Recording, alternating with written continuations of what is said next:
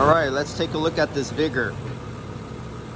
So the low side is turning off by the pressure switch or the thermistor at 18 psi.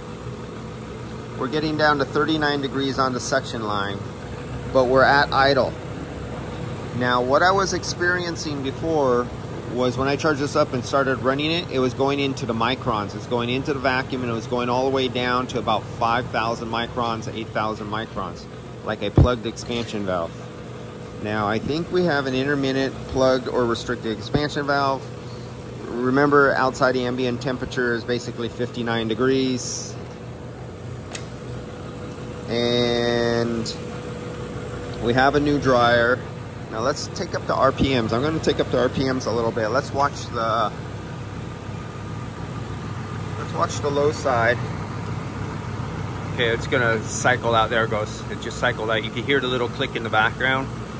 When it clicks back in on the clutch, I'm going to take up the RPMs a little bit. Let's say about 1100 or so. Come on, around 40. Get up there. There we go. Okay, a little early, but I'm picking up the RPMs. Hey, wow.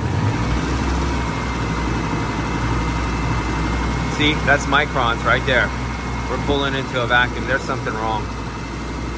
We should not be pulling into a vacuum. Okay, right now the clutch is out. There's the clutch. Can you see it? Okay, take a look at the clutch. You'll watch it kick in. Wait for it. There it goes. Clicks in. Let's watch the low side. Microns.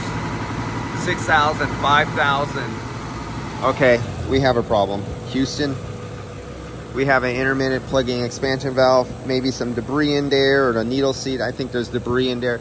It was working before. He didn't do anything to the system in the evaporator expansion valve area. But we're intermittently going into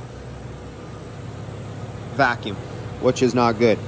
So I'm going to have to drain this system out, and they're going to have to do an expansion valve. Now, when I was testing this before, it was not doing that. So it definitely has an issue. And I'm going to cut it. I'm going to see if he hasn't thrown away the old receiver. I'm going to cut open the bottom of the receiver and see if I see any debris inside of it. So I'll catch you guys later, and let's see what I find out.